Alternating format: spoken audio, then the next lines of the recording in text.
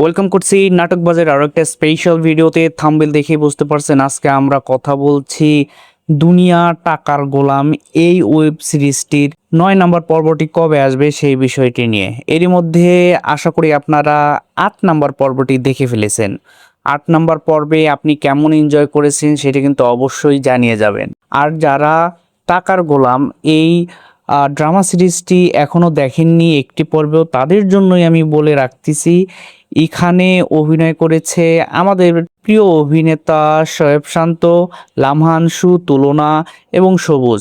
এখানে শেহজাদ চরিত্রে অভিনয় করেছে শান্ত, এবং এই গল্পের মূল বিষয়টি হচ্ছে এখানে শান্ত স্মৃতি হারিয়ে ফেলে যখন তার নাম ছিল শেহজাদ, এবং তখন সে একটা তার যে গ্যাংস্টার একটা ভাব ছিল, যেটা পরবর্তীতে স্মৃতি হারানোর পরে গোলাম চরিত্রে ফিরে আসে। সো গোলাম চরিত্রে তার পূর্বের কথা কিছুই মনে নেই, অর্থাৎ এখানে তার স্মৃতিশক্তি হারিয়ে যায় এবং পরবর্তী কাহিনীগুলোই উঠে এসেছে এই সিরিজে।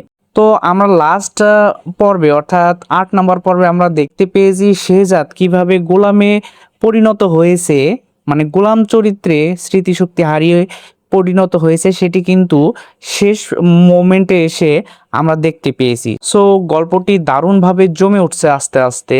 আর যখন শেহজাদ তার পূর্ণরূপে ফিরে আসবে অর্থাৎ স্মৃতিশক্তি ফিরে পাবে, তখন নাটকটি কোন লেভেলে চলে যাবে।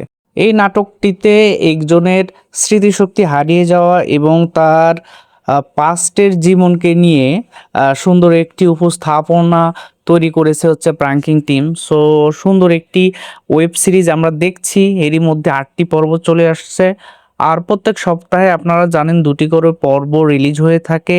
যেহেতু এরই মধ্যে আপনি 8 নম্বর পর্বটি দেখে ফেলেছেন, আর সামনের 2 দিনের মধ্যে আপনি কিন্তু 9 নম্বর পর্বটি পেয়ে যাবেন।